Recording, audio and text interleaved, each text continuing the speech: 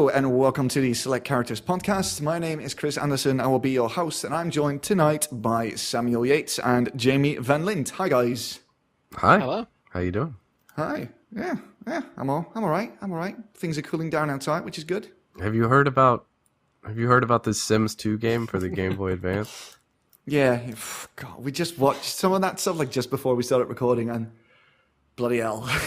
It's pretty wild. What is even the point of that game? I think I'm going to have to go back and play some of that tonight because it's taken me back to my childhood. Yeah, you totally have to do that. It is terrible. At some point, a guy was being chased by an enormous cup of soda. That was different. Did not expect to see that. His name was King Chug Chug. Yes. Terrible. So, today we're going to talk about some stuff, mainly video games, because that's why we're here. And then while we're here, and after that, we look at the news a bit. So let's start with what we have been playing. I'm going to start with Jamie Van Lint. Tell us. Not a lot, actually, this week. I did dig out my GameCube and decided to play some Pokemon XD, Gale of Darkness, which is the really weird, bad Pokemon game on the GameCube, where you can catch other people's Pokemon. Wait, is it like a ROM or something? Like a ROM hack? No, it's... Or is this an official Nintendo This is thing? official Pokemon Company game. I've never even heard of It's really this. weird, like, the Pokemon have this weird sort of shadow virus thing going on, which means that if you're facing an opponent who has a shadow Pokemon, you can just straight up fucking kidnap their Pokemon. What? Yeah, and then you have to put them into like this weird chamber with a bunch of healthy Pokemon to purify them. It's really weird and creepy, but there's like a style to the game where there's one town you go to, and I can only describe it as a complete shithole. Like, there's trash everywhere, it's really run down, it's really, like, grim and dirty. And I was just thinking, like, in every Pokemon game, every town you go to is, like, nice and fresh and clean, and this is the first time you get to see, like, the grim, seedy underbelly of the Pokemon world. And there was just something about it that I really liked. There's just a really nice style to it, and there's just, like, this nice jazz music playing in the background as you go through this horrible place that looks like you're about to be mugged at any second. There's something nice about it. I enjoyed it. Dude, that sounds weird. Like, I've never even heard of this game before. Like, when did this come out? I don't know, 2004 maybe? It was a sequel as well. The first one was called Pokemon Colosseum, and then this one was Pokemon XD Gale of Darkness. But Colosseum was just 3D fights on the N64, was it not? That was Pokemon Stadium. Oh, Jesus. Wow. I've never even heard of that one either. Yeah, Pokemon Stadium... Woefully behind on my Nintendo stuff. Yeah, Pokemon Stadium is the N64 game where it's just you upload your Game Boy Pokemon onto there and then have a fight. And then Colosseum and XD have this weird storyline where you can just kidnap other people's Pokemon. So like a full-fledged RPG then. Yeah, it's pretty good. Like, the one thing I do enjoy about the game that I wish they'd bring into like the newer Pokemon games as well is they have this battle tower, which is like basically you go through and you fight 100 trainers in a row, which I don't know. So, like, when I talk about it and think about it, that sounds mind-numbingly depressing. Just having 100 Pokemon battles in a row with another break. But as a kid, I thought it was great fun. So yeah, I wish there was something like that in the newer games. That'd be pretty cool. I still do, man. I think that whole concept has been like written off as being like trite or hack or lame, but I always like that stuff where they're like, you know, in the middle of the game or towards the end of it, there's just a giant tower with 100 floors of battles in it. Yeah. There's like a bunch of games that did that. Like Paper Mario did that, and Literally every MMO in the end game does that. And but one of the Zelda games did it too. Maybe it was Twilight Princess, I think. Just anything where there's like an arena, you know, like Skyrim had an arena, but it wasn't, you know, a 100-level battle tower, but Yeah. still pretty cool. Mortal Kombat 9, I think, had one like that as well. Mortal Kombat had a great one, especially in the the complete edition that they released. It's a cool idea. I wish that it wasn't considered like lame because it's actually fun. I like it a lot. Yeah, I agree. Didn't the Division recently do something like that as well with that new expansion? You can go into the New York Underground, but it's like a procedurally generated thing, so you can do it forever, essentially. That's pretty cool. It sounds like it's like sort of similar. All right. Yeah. Anything else? Just more Far Cry Primal. Just been running around for hours on end, just hoping and begging for something rare to appear. That's about it. So, so update us on that. What are you looking for, and why are you looking for it? Why have you been looking for it for that amount of time? I'm after yaks now. Like, I got everything else. All I need now is just some rare yaks. So if anyone sees any, let me know. Like, why are you looking for them in the first place? I need winter clothing. That's right. it. I've completed everything there is to do in the cold area of the game, but I'm a completionist and I need the winter clothing, otherwise I haven't completed the game. That is... Well, but you choose to do that with a Ubisoft game as well, which are notorious for having open worlds that's full of busy work. Yep. And still you get yourself roped into this. Every time. Every bloody time. Oh, get your head checked out, man. It's not normal. So yeah, keep us up to date on that. Will do. Yak Riveting Watch story. 2016.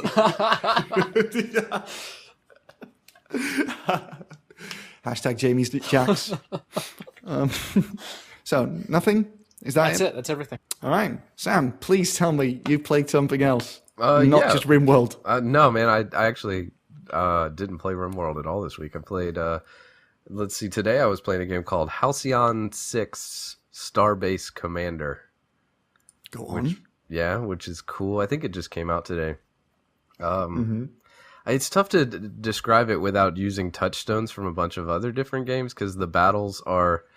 You're all in space. You have spaceships, and then you also have ground-based like missions or whatever, and the combat is Final Fantasy-esque, but very much around comboing status effects off of each other. Right. So you got 3 spaceships, and you want to inflict status effects and then kind of alley-oop them with somebody else to do more damage. And then the base building stuff is similar to XCOM, where you have to explore different sections of it and unlock them in order to build power generators and different rooms that do different things. And it's just like every other space game. You're kind of driving around the universe, going to different planets, fighting different factions, leveling up your stuff, building new ships, getting stronger, and then on and on and on. Seems So okay. is it like a normal campaign mode, or is it randomly generated? That is a good question. I don't know the answer to that, but at least from what I've seen so far, it seems to be much like a regular campaign. It doesn't seem to be procedural. Right, so with a story and everything like that. Yeah, I would think if it was procedural, I probably would have died already. Right. I think.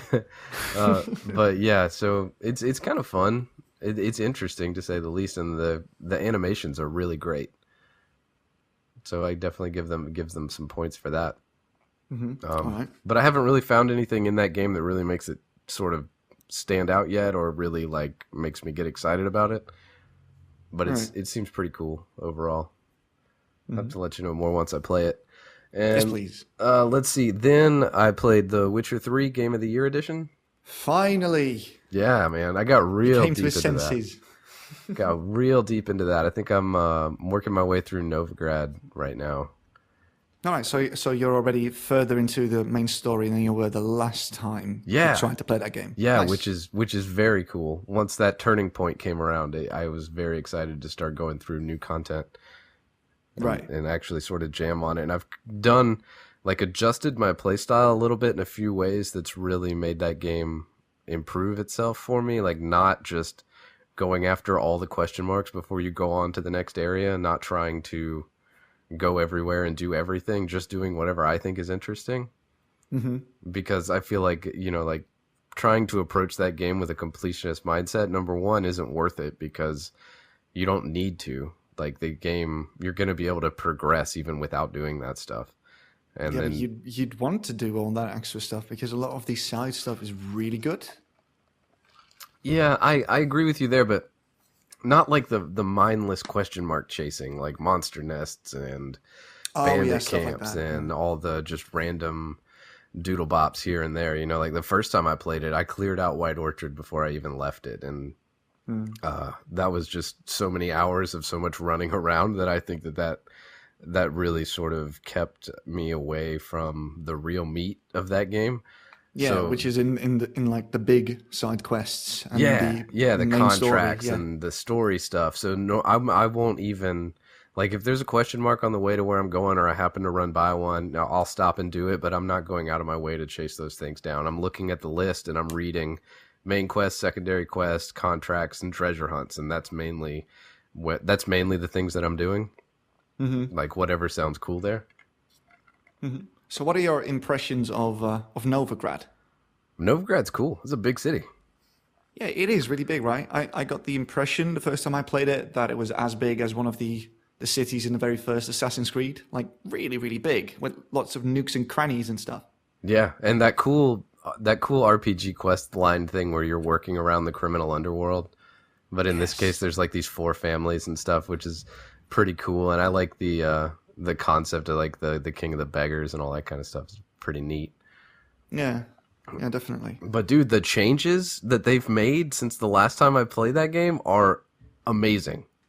All right, give us some examples. I regret that. Yeah, so number 1, it keeps track of the books I've read. Oh yeah, that is a new thing. Yeah. Like, what? That was a huge pain in the butt last time. You'd look at an inventory full of books and have no idea what things you'd read already. Yeah, and the inventory is different as well now, isn't it? Yeah, the inventory is different. You can go to a shop and you can pin recipes and you can craft alchemy from within the store menu.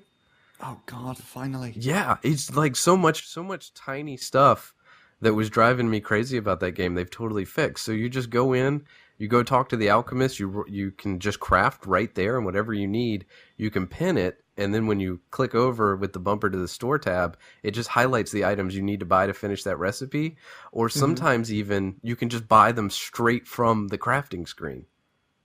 Oh yeah, that is a lot better. Like, just a whole range of quality of life improvements, right? So much better, man, and it's just amazing that wasn't there, to begin with. Yeah, but they did this with the first one and the second one as well. They released the game in a state which they thought was good enough, and then they listened to our community feedback, and usually after a year or so, they release a Game of the Year patch that just added all that stuff for free. Yeah. So that's how they usually work with their audience, I believe. I think CD Projekt Red are probably the best out there for community feedback and listening to what people have to say, even like prior to a game's launch or after launch. They're the best, I think, developer out there for that sort of level of support. Yeah, definitely. They just seem like they genuinely care about the products they put out, and they're really involved with their community. That's cool to see. You don't really see that all that often, at least not to the scale that they are doing it right now. I mean, I don't know if you guys, well, you obviously bought it, Sam, but I don't know if you've got the physical disc or just the digital one. No, and this is actually, I guess, worth noting, like one of the only games that I didn't buy on Steam. Right. Because don't they run GOG, if I remember correctly? Or they're like affiliated in some way, CD Projekt does. CD Projekt Red is their in-house development studio, essentially. Yeah. So I bought it from there because I figured they're doing good stuff, and like I love Steam, but why give them a cut? Like they're the ones who are doing all the cool stuff. Mm-hmm. So, which is like 30%, I think. Yeah, is what they take off the top. One of the only games I don't own on Steam because I wanted to say, hey, kudos, keep it up. Yeah. I'm glad that I bought the physical version because, well, it was cheaper than most other AAA games that were already out. It was one of the cheaper games in the shop I went to, and there was just one edition, no big collector's edition I could get. It was just the normal box with the game in it. But when I open it up, there's like a CD with the soundtrack in there, and there's like a map of the entire game world in the actual box. It's just, and a personal thank you note as well, printed on really high quality paper. And I thought, Jesus Christ, like, we're so used to game developers treating their customers not with disdain but apathy, that it's really, really nice to see a big developer like that reach out to their community in that way. Mm-hmm. Yeah, I agree with you completely, and it shows. Mm-hmm. I mean, it shows in the improvements that they've made to this game. It's awesome, and I got a new graphics card somewhere in the middle period time too, so now it looks even better than it did before. That's always nice. Yeah, it's great, man. The improvements are awesome. The game itself is still good, but not exciting. It's in what way? How do you mean? In the way that, like, you can look at something and appreciate the craftsmanship that has gone into it, like a super nice chair or something. but not like I'm going to like tell everybody how amazing this chair is, right? I'm like, that's really well made. I can really appreciate all the work and love and blood and sweat that went into it, but it's not something that I'm pumping my fist over, like, say, RimWorld, for example. No. We shall not mention that game this week. So it's one hell of a video game. It's really well done. But something about it is either not what I'm used to, or something about it is different in a way that's not bad, but just something that you slightly notice. Maybe it's got something to do with, maybe it's not a traditional sort of progression or something, but it would be like if this chair was 4 millimeters too short. It's just sort of I don't know. There's something in the back of my mind when I play it that it doesn't feel exactly like what I've come to think video games should feel like, but I can't verbalize that any better than that. It's a damn fine video game, though. I don't want anybody to think that I would say anything different. But I'm going to finish it this time. I think people have sung that game's praises more than enough. I don't think there's many people out there who think that the game is even average. The response from gamers as a community has been overwhelmingly positive towards them for the most part. So that's good. I mean, it doesn't happen often that a lot of people buy a AAA game and a lot of those people end up really, really loving it. So that's a testament to their skill and to the care that they put into the game. Without a doubt, man. Yeah, exactly. Yeah. Plus, they decided to make Gwent into an actual game, not just a little side game, which is awesome. This is weird, dude. I was sat in inns and stuff in the game, just playing Gwent for hours and not really progressing through the story.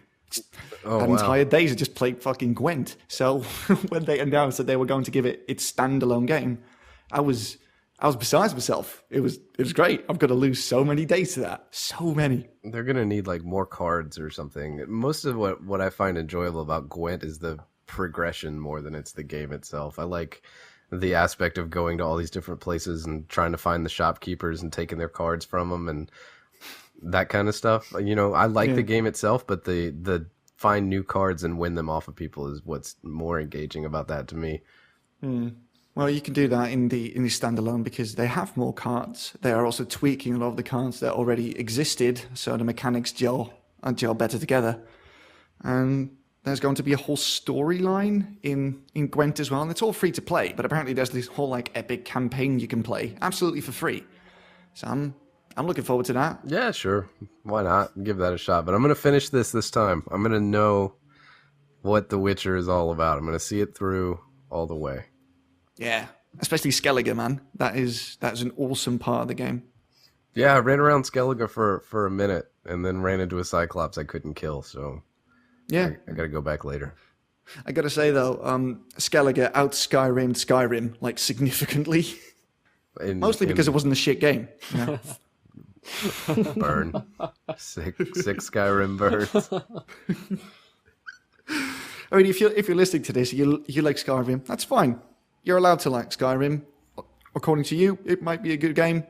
Not to me. It's just a bit terrible, isn't it? That's what you get when you let Bethesda make computer games. It's just terrible. Oh, by the way, did you hear about the whole controversy surrounding PlayStation 4 and the Skyrim Ultimate Edition and Fallout 4 versions coming to the, I think, PlayStation Pro, it's called now? The versions that are coming to that won't support mods in any way, shape, or form. So, whoa. Wasn't that the whole pitch? Yeah. Yeah, but according to Bethesda, it is not up to them. They have been working on a framework to support mods on the PS4, but apparently Sony is very restrictive when it comes to the sizes and when it comes to what is possible to mod in the game. I think they're just covering their own asses because they're probably afraid of what happened when paid mods were a thing on Steam for about 2 days, and that was rampant copyright infringement by literally everyone. Yeah, that was a whole can of worms, man. I did love the community backlash. I think it's great that the community just spoke up and spoke out against stuff like that because the way it was set up is really bad. I still think the idea in theory is a good idea, but the implementation was terrible. Yeah. But So mods are not going to be a thing on the PlayStation, but they're going to be a thing on the Xbox One, which is surprising. Man, especially when you think of all the like life that mods give those games. That's a real shame. Yeah. Everybody should be able to play with mods. Well, like I said to somebody else I talked to this week that said that he was planning on modding his Ultimate Edition for all it's worth. I told him, well, you can do that right now on PC. That's true. All right, so anything else? That's it, man. Just I played a ton of that, and I'll probably play a ton of that next week too. Just trying to get through to the end of it, but not in a way that like, oh my god, I have to finish it, but just like, you know. Yeah, I'm really looking forward to hearing your closing thoughts as you finish the game, because I thought the ending was quite good. I've not really been playing anything else besides World of Warcraft at max level now. I'm still working my way through quests, and the storylines are still quite interesting. And even the zone that is designated especially for end game grinding and stuff doesn't feel like a grind at all. There's a ton of different quests that expand the story even more, and I don't understand how they managed to make the 6th expansion probably the best one ever, just when everybody thought that WoW was slowly on its way out, but apparently not. The sales rivaled the last expansion, which was a really big expansion for them, because they went back to a place in the lore of World of Warcraft that a lot of players who play the game now still have very good feelings towards. So I think it's great that it's managed to outperform everybody's expectations this time around, because this expansion's probably the best one that the game has. That's wild, man. I imagine it's very difficult for that game to grow, because basically they have everybody. And like you would think it would, you know, because it's so hard to grow but so easy to shrink, you would expect to see a fall off, but they keep not doing that. Yeah, well, it is expected that every time they release an expansion pack that the subscriber numbers go up for a bit, right? Because old players are coming back to check out the new content and stuff. But the way that they set up the questing system and the way the zones look and the amount of stuff that you can do, which is rather a lot, I think that might go a long way in ensuring that a lot of players will keep coming back to it now. If they manage to keep the content that's still coming out interesting, I mean, they've definitely captured my interest, and that hasn't really happened in 4 or 5 years, maybe. So, yeah, I think it's awesome. It's a good time to play WoW now. Are you going to play the raids and stuff like that? Yeah, I wasn't planning on doing that because I never did that. It's just the whole schedule with big guilds and stuff doesn't really seem like something I would want to do. Neither is wiping 14 times on one boss to figure out the mechanics. Right. That doesn't sound like fun to me, right? But I decided to play a Demon Hunter, which is the new class that was released with the expansion. And for the first time ever, I enjoy being competitive, and I really want to do the raids because I haven't really taken to a character class in a big way since I played the Mage the first time I played World of Warcraft like 12 years ago. Yeah. So I'm actually looking forward to gearing up for raids, and I'm actually in the process of gearing up, and I'm enjoying myself a whole lot. Why not? What does that entail now? Do you need to go out and like find a guild you know what I mean? They will find you. They will find you, mate. I forgot to switch off the auto guild invite thing when I logged into the game for the first time in like 2 years. Yeah. And I immediately got spammed with like 6 or 7 guild invites just in the starter area. Holy moly. So, how do you parse that stuff? Like, so you're going to have to eventually choose a guild to join if you want to raid, right? So what are you going to do? What's like the qualifications? What's the process, do you think? Your average item level has to be above 810. So that's like the average of all the levels of all your gear, including the weapon. And then you gain access to the raid and like mythic content and stuff like that. But if you just want to find a guild, you can just go to any random city and then just sit there for a while and read the chat until somebody pops up that you find interesting and just message that guy. Boom, you're in. That's it. Weird. Why is that weird? I don't know. It just seems strange. That whole group selection thing is very strange. Like I remember when I was playing, there were places like websites with applications and stuff. Like, Oh yeah, you need yeah. like That's like your resume, but like your World of Warcraft resume. oh yeah, because like the 1% that is raiding competitively, those people actually play World of Warcraft as their job essentially, and they all compete with all the other 1% guilds for the first kills on the servers or on the worldwide servers and stuff. So it's definitely something that some people do as a job, and they get sponsored by really big brands in gaming as well. Wow. And that's not even and don't make me start about the PvP scene that is still in that game. Although apparently, according to some people I've talked to, Blizzard completely, quote unquote, fucked over all us PvPers. But then again, they've been saying that for 12 years in a row, so I don't really know how true that is by now. The PvP always felt weird to me. It was never exactly satisfying. No. The only PvP MMO or MMO PvP that I liked to do was WildStar, because it didn't really feel like a hotkey MMO, even though it was. But you had to like aim your shots and stuff, which is a lot more fun than just standing in one place and ramming stuff until the thing that you're ramming at falls down dead. Yeah. I liked I did like the open world sort of PvP stuff where you'd be running around and just happen to run into somebody else and you guys would fight. Oh, that happens. That happens an awful lot because a lot of the endgame content is in contested territory. So you do sometimes get like roving bands of players just killing people of the opposite faction. That was pretty fun, man. And also there was like this one chest in an arena that spawned every so often, and then like everybody would try to get it, but it was just like a crazy PvP rush. Like I think everybody got flagged. Maybe that was in Stranglethorn Vale, I think it was called. That could be. It's been a long time. I can't remember since I've been there. But I remember seeing one time I was sitting at a dock and I saw a rogue pop up and stab a guy, and then I saw another rogue pop up and stab the guy who stabbed. That was my favorite PvP encounter in World of Warcraft, and I wasn't even a part of it, but it was hilarious to watch that. I actually took part in some stuff like that earlier this week, but because I'm a coward, I killed people that were several levels below me. Yeah, why not, man? I'm not full of youthful optimism anymore. I'm a bitter middle-aged guy. I just want to kill lobies. Let's just call you an opportunist. That sounds better. That's definitely what I am. Oh, one thing I did find, I find it mind-blowing, but it's not really mind-blowing worthy stuff, right? But you know that players from different factions can't really talk to each other because there's a language barrier which they put in place in the beta because people were just trash talking each other all day, every day. And they wanted to sort of stop that. Plus the language divide between Horde and Alliance means that players in the Horde or in the Alliance clump together more closely. It's like a nationalist thing, but in World of Warcraft. Yeah.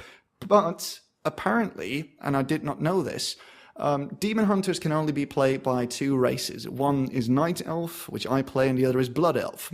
A Night Elf is Alliance, Blood Elf is Horde. And apparently, there's the option to switch speech to what the game calls demonic, and then you can talk to all the other demon hunters, and only to them. So I just had a really relaxed conversation on top of a mountain with a Blood Elf demon hunter, just about drop rates and stuff. It was really weird, like really friendly. That's awesome. That's cool. I like that. Yeah, that is nice. That's a funny little touch. Yeah. Especially because I believe you also see demon hunters from the other faction in your class hole as well. So everybody's just sort of mingling. Hey, I like that. The demon hunter bond transcends all racial. Oh yeah, definitely. Because I just managed to make my way through an entire zone where people were trying to kill me left and right. And I meet someone who just wants to have a nice conversation and complain to me about the drop rates for skinning being lower than it used to be. It was, it was very good. That sounds awesome, man. Yeah, definitely. Oh, the dungeons are also pretty good, especially the ones that are themed after Stormheim, which is just a giant Vikings reference. The others are a bit more like, it's your regular underground dungeon, right? And those are a bit boring, but you're just there for the loot anyway. But others have a really compelling story, so I like following them. And because I'm not spamming them, I'm not tired of them yet. and I hope I won't be tired of them for some time to come because I'm really enjoying myself. Just That's good awesome. stuff. Yeah, definitely. Who would have thought that, eh?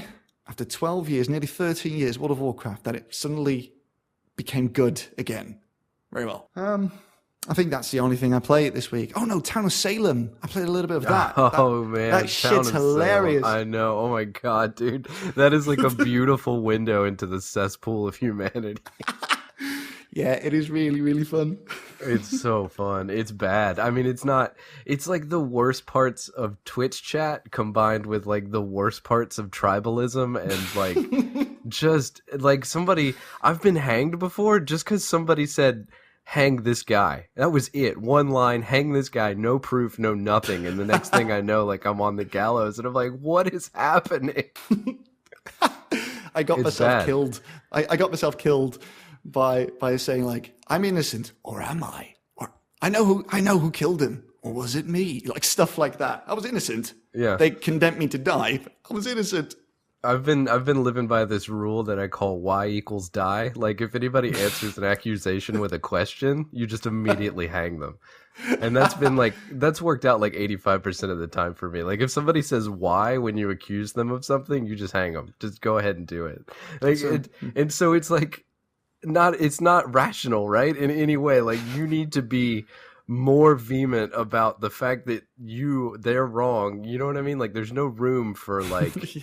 I want to gently sway you over to my side. You have to be like, boom, he's wrong, I'm right. Get it. Yeah, you don't really have enough time to really discuss stuff with people anyway. So it's usually just people pointing fingers at each other without really knowing what to base that feeling on. Yeah, it's so good and so bad at the same time. It's great. It's fucking hilarious. Oh yeah, and it's an odds game too. Is it though? Yeah, it is. It totally is. I was a jailer, and I got killed the first night, and then a bunch of stuff happened in the meantime, and I came back, and somehow through I talked to the medium while I was dead, and then sort of figured out who somebody else was, and then just there were like 4 people left who could be or couldn't be, and I got 2 of them 2 nights in a row. I got the Godfather and the Arsonist just because it's like 50-50 at that. Like that's what I'm saying. Like you can sort of sway it a little bit. But I don't think there's any way to exactly know and be 100% certain about.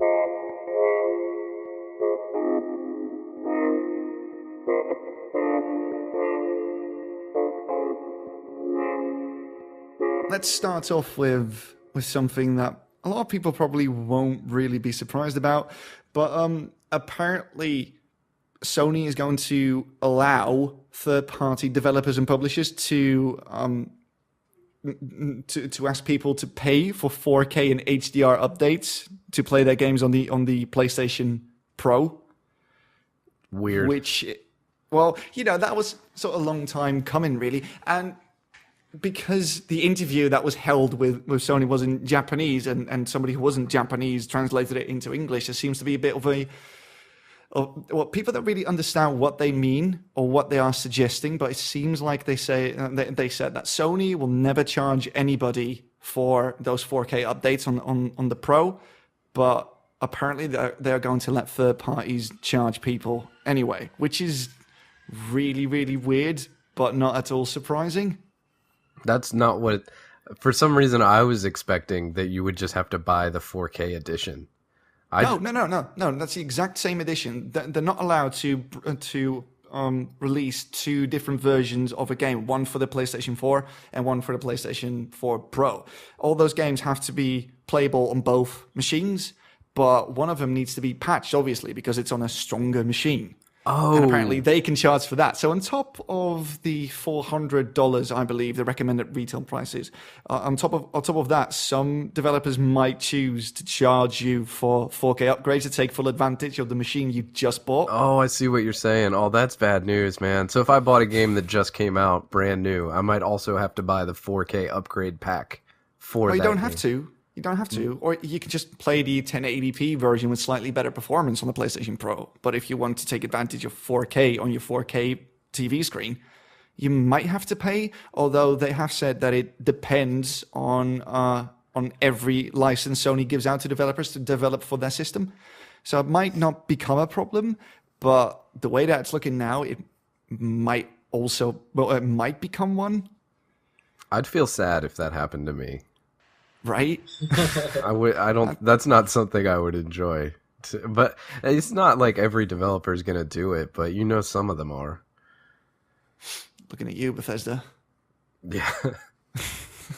But that's a tremendous bummer. I mean, I guess it's just what they'll probably do is like slide it into like a collector's edition or something like that, just to say that it's like a value add. But man, That won't really feel like a value add if you can play games from other developers with a free 4K patch, and you have to pay for other ones. I don't see how that's good for anyone apart from, well, the developer. yeah, that's a bummer. That would not make me happy. I mean, would it stop you from buying the PlayStation Pro if it turns out that all of them are just going to charge you for the 4K stuff? I'm the wrong person to ask that question. So let's. All right, you, Jamie? The whole PlayStation Pro and was it Xbox Scorpion thing? Like, No. It's the Xbox S and the PlayStation 4 Pro, because apparently we are. They are just going to imitate Apple's naming structure now. yeah, I don't know. Like the whole idea behind them, just like, okay, so we released our console 2 years ago.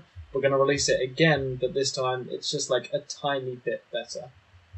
The whole idea behind that to me sounds really sort of like, we know you've just gone out and bought our stuff, and especially for Sony, kept our company afloat. But screw you, we want more. Yeah, they said that they wanted to do that sort of stuff, like the half upgrade every couple of years to remain competitive with the PC market, which is something that I didn't fully understand. Yeah, that's what are they even saying there? If that's the case, can't they just allow like the upgrades? Like, rather than doing all this shit, then release, like, even if you have to do proprietary components for the console. So, for example, Sony say, well, here's a new graphics card that you can put in your PlayStation 4 to make it run better. Wouldn't that be a better solution than this? Because this just feels really anti-consumer. Yeah, it does. And I don't get how they don't have to compete with PC. They've sold 40 million of the fucking things. They don't have to care about what PC does. Their installed user base for gaming is a lot larger than the installed user base is for PC gaming. So I don't know why you want to directly compete. And I don't know why you say that you're going to compete anyway, because if people are looking for the best graphics, surely they wouldn't go for the PlayStation or the Xbox One. Yeah. Like, I tend to play console a lot more than PC. That's just because it's for convenience sake. Like, I just find it a lot easier just to have it there. But I don't know, like, especially when we've just come off the PlayStation 3 where they were saying 10-year life cycle, we want this console to have a 10-year life cycle. And just to be fair, aside from releasing like a slim model, which was the exact same console, just nicer looking, like, they did a 10-year life cycle. So to now go into the next generation and we're suddenly having, 2-year life cycles in these consoles, we're going to get to E3 next year after the Pro comes out, and they're going to go, well, now we've got the Pro Plus. And then after the Pro Plus, it's going to be the Pro Plus fucking Hyper Arcade Edition. Like, no. But the thing that makes it interesting, though, is that they're not, like, nobody's allowed to fragment their user base. So all the games that will be coming out for the PlayStation 4 Pro will also be playable on the PlayStation 4. So that's pretty good. Like, they're not allowed to develop specific features for the two different versions of the game. So that's at least something, I guess. This thing I'm looking at says that Steam has 65 million registered. Yeah, registered. How many of them actively game, But right? it's still a larger install base. And I'm pretty sure that 4 or 5 of those accounts belong to me in some shape or form, because I had to make new accounts over the past 14 years, because I lost passwords or I used my dad's account, stuff like that. So I don't really think that is a decent metric. Yeah, I know a lot of people who have like Steam accounts just so they can like log on once a month maybe and play a game with the clicking. I don't even remember what it's called. Yeah, and they're obviously trying to target core gamers. Core gamers are people who play an awful lot of games anyway, and and at that point they are willing to shell out a decent amount of money for that experience. And if you are at that point, why why would you buy a PlayStation 4 Pro when you can have a better performance now on PC for the same amount of money, basically? Yeah, maybe it's just to grab those people who are like thinking about getting a PlayStation. And then like, like now it's like, okay, well, I was thinking about getting a PlayStation. They just released the Pro. I guess now's a good time to jump in. Maybe they want those people more than they want the people who already have one to upgrade. Mm-hmm. Well, this sort of plays into that. This is a quote by Andrew House, the head of Sony Interactive Entertainment. And he said, I saw some data that really influenced me. It suggested that there's a dip mid-console lifecycle where players who want the very best graphical experience will start to migrate to PC because that's obviously where it's to be had. We wanted to keep those people within our ecosystem by giving them the very best and very highest performance quality. Well, PlayStation 4. So the net result of those thoughts was PlayStation 4 Pro, and by and large, a graphical approach to game improvement. I've got a PlayStation 4 as well, right? I don't dislike consoles in any way, shape, or form. I think they're really convenient and stuff like that. But this just seems like weird because they are supporting a resolution that is by no means mainstream yet, right? Like, who do you know that has a 4K TV? Maybe you know a couple, but it's not like in every house, right? Like, I don't have one. But even I was thinking about getting one. I've got one downstairs in my house, but I've never even had a desire to use it. Like it's it seems like they're preparing for something that might not be used, by anyone. And by the time it comes out, the upgraded graphics will already be outdated somewhat. You can't upgrade that. I mean, then you've just got a console that can play 4K games at 30 FPS, or probably slightly below that if the last 2 years with the PlayStation 4 is anything to go by. Hey, who's really waiting for this? Like, who was asking for this is what I want to know. It seems like a really weird marketing strategy. It'd be interesting to know like how much they're spending on the production of this and how many units they intend on manufacturing. Because this could be something that could lead them to even more huge losses for Sony. Like, producing this console on a mass scale when maybe that people aren't really interested in it. Maybe they just had to respond because of Xbox.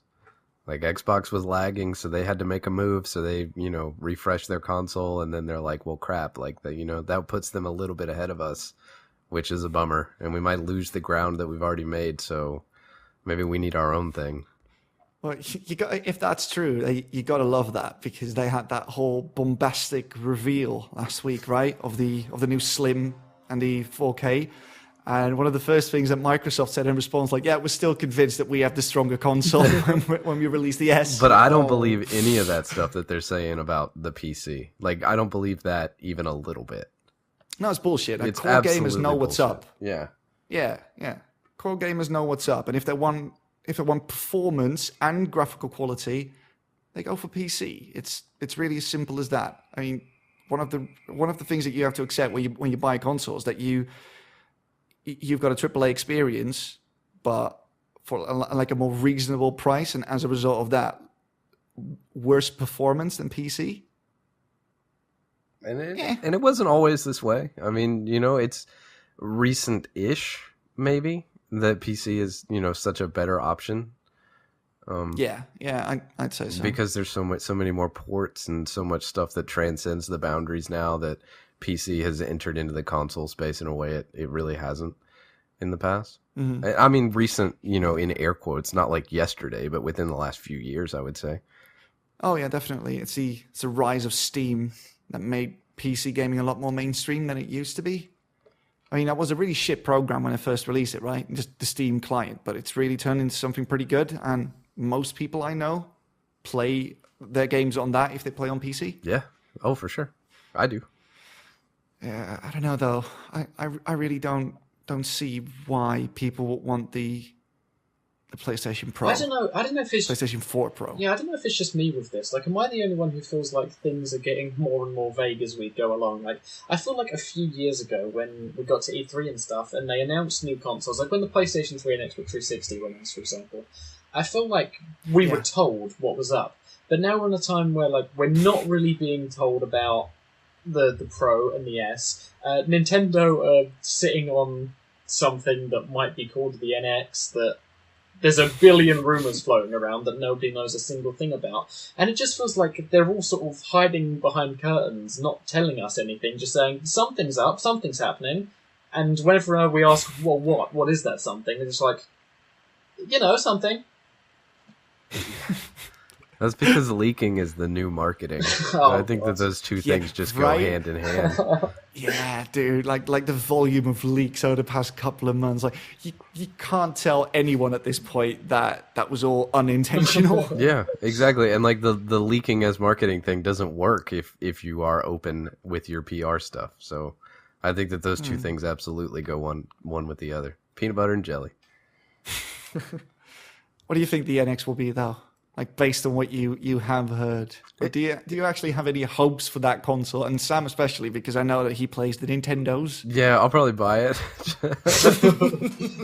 But I don't. I just, man, it all comes down to just that very bottom line of I don't want to carry two things, and then that ruins it from like square one, and that's a shame. But I don't want to carry two things. Yeah, I don't want to carry my phone and another thing. And so no DS and something like that. Do we even know if it's a handheld or not? Well, I think the newest stuff is that it's a handheld, and then you can break it like a Kit Kat bar. The controllers come off, and then when you're at the house, you can dock it. There's some sort of dock. Yeah. I think that's the newest information, but that's also old information, so it might not be the absolute cutting edge of information. But come on, let's be honest here, right? It sounds weird enough to totally be true because this is Nintendo we're talking about. That's the thing. Yeah, also true. That's the thing as well, though, with that leaking as marketing thing. That only works if you leak solid information. Like, everything that's been leaked about the NX has either contradicted something that's already else that's been said, something that we do know, something that Nintendo said. Like, everything is just, like, it's just information battling each other to bombard us with baffling bollocks. Like, it's insane. You're still talking about it. It's not the information, it's the awareness that's the important part. It's not the actual truthfulness of the info. It's the fact that that's another article about this thing that goes up somewhere. That's true. That is absolutely true. Baffling bollocks. I think we've got the title for this week's episode, ladies and gentlemen. But I mean, I'm still watching it. I still want to know what's going on with it, and I'm still like nostalgically deeply tied to that company and their products, and there's not much I can do about that at this point. You know it's going to be batshit insane anyway. I mean, remember that this is the company that, in response to the demand that we want another Game Boy Advance, said, cool, we'll bolt a second screen onto that and make it 3D. I mean, all bets were off the table, right? Nintendo's just weird, mate. I don't get it anymore. But in the best way. No. Do I have to talk about the new 3DS again? I have done it on the show before, and I will do it again. I can't follow Nintendo. They were my first love when it came to games, but I just lost it, man. The 2DS is the one that gets me. They were like, okay, we've got this new console. The whole gimmick is that it's 3D. Here's the newer version of it. It's 2D. Dude, that thing actually cheap, number one, but also surprisingly comfortable. I don't know if you've ever held one. I haven't. They just happened to be doing a demo at Target when I went in there the other day, and I picked it up. Like, the 2DS is actually kind of legit. I heard as silly as it sounds. I mean, it's got all the problems with the DS, like the resolution shit and blah blah blah. But I mean, it's actually probably the way I would engage with the current DS if I didn't need the processing power, because I would probably want to play Monster Hunter. Right. But, yeah, like $80? What? That's crazy. Yeah, no. You should pick one up. You should pick one up at some point, though, like within the span of your years on this earth. You should pick one up because it's actually surprisingly comfortable. I've heard that I don't play games to be comfortable, mate. Yeah, I want the games to be good. I want the screen to not be terrible. And so far, the few games I've tried on the 3DS weren't all that great, and the screen is terrible. The screen I will give you, but the games are pretty all right. Anyway, JB, sorry. I heard that the What were you 2DS saying? is like crazy sturdy as well. Like you could kill a man with it and it'd still work. Is it old school Nokia sturdy? From what I've heard, yeah. Oh well, that changes everything then. Yeah, I'm not really into Nintendo, but I will say I'm looking forward to see the official unveiling of what the NX is going to be. Yeah. Because it's just going to be insane and it's going to be hilarious. Yeah, I'm with you. Sure. And, new Super Smash Bros. That's always good, I guess. All right, last story for today, because this segment ran a bit overly long. The Crew is Ubisoft's next free UB30 game, and it's not really news in and of itself, but I want to take this opportunity to say, give it a go. It's free on PC right now. Give it a go. It's actually pretty good, and for the price of absolutely nothing, you can't really go wrong. It's a fun racing game. I mean, I don't think any of you have played it, right? Nope. I bought the Wild Run edition a few weeks back, actually, and I've played a little bit. Well, not on PC, obviously, but No, PlayStation yeah, 4, I bought right? on PlayStation 4. I went into game. It was pretty cheap. They had a deal on, so I picked it up. So, what are your thoughts? Yeah, it's enjoyable from what I've played of it. It seems like another one of those games where it reminded me a lot of Destiny, where I felt like the whole MMO aspect of it was sort of just kind of pointless in a way. Like, it's a nice gimmick to have, and it's nice to sort of drive around and see other people there, but interaction seems to be minimal, aside from when you're actually racing people. But if it gets to a point where I'm racing people, I don't really see that much of a difference between going into a menu to race someone or just like racing around a hub to find someone and stuff. So I find the whole pseudo MMO thing kind of baffling. But as a game, as a racing game, it's a really solid racing game. Yeah. And I wouldn't call it really solid. No, it's like it's a good arcade racing game. Yes, like, it's not Forza, yes. but if you're like into the really old school sort of outrun, crazy arcade style games, it's a bit more like that, which I enjoy a lot more. Yeah. What do you think of the story so far? I mean, this is probably one story that cannot be improved by including Troy Baker. Oh god, this story is batshit. Yeah, it is really terrible, isn't it? Why do racing games and stories like this happen? This started with Need for Speed a few years back, where it was all about like Need for Speed undercover with all the cops and shit, and stuff was going down. And then Driver came out, and they made a driver game where you're like some weird ghostly apparition that can just float into other people's bodies and possess them. Like yes, I forgot about that. Why have driving and racing games like just gone in this weird direction where they're all competing to make the most crazy shit they can? Can't I just have a racing game where I'm a guy who likes racing? No.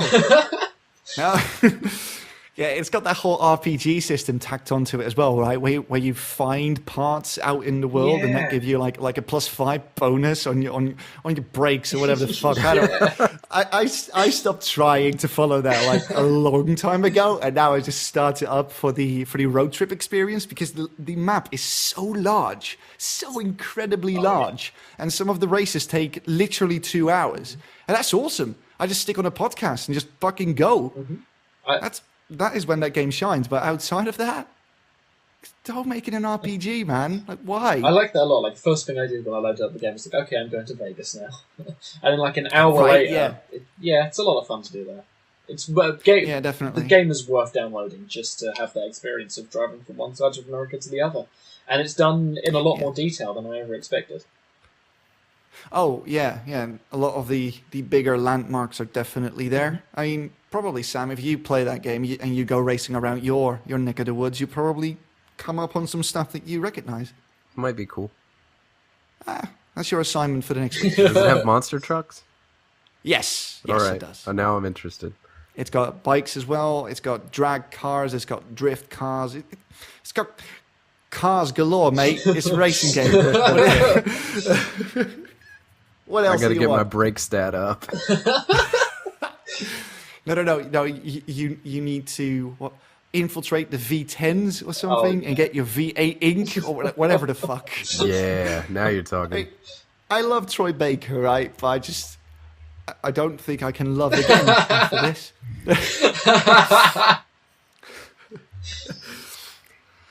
play it. The Crew. It's free for...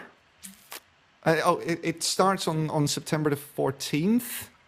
And until that time, you can still download Rayman Origins, which is a fantastic game. And you can get it for free now, so get that. Yeah, definitely get that. Platforming perfection. Yeah. It's on PC, just so you know. It's not on consoles. So you have to wait until the PlayStation 4 Pro comes out and you get the UB30 HD patch. Right. I think that is all that I wanted to talk about this week. What about you guys? Are we done? Can we get out of here? Yeah. Sounds good to me. I'm going to go play some Sims 2 on Game Boy Advance. Oh, God. Yeah. Watch out for King Chug Chug. I hear that guy's got a history. All right. Thank you so much for listening. If you listen to this on any service that allows you to rate episodes, please rate us and tell us why you gave us the rating that you gave us. Follow us on Twitter, which we hardly ever use, which we really should start doing. Jamie, do you like social media? I do. I'm not. Right, well, there you go. Jamie's going to handle the Twitter account and Facebook account from now on. Oh, God. We're going to lose followers. And I second that. Motion carries. there you go. Okay, my name was Chris Anderson for Select Characters. I was joined, as always, by Samuel Yates, who has only missed about 4 or 5 episodes since we started, which is good, and Jamie Van Lint, and hopefully Enrique Cancel's here next week as well, because, real life can be busy sometimes. That's it. Goodbye. Next week. Doo-doo. Bye-bye. Cheerio.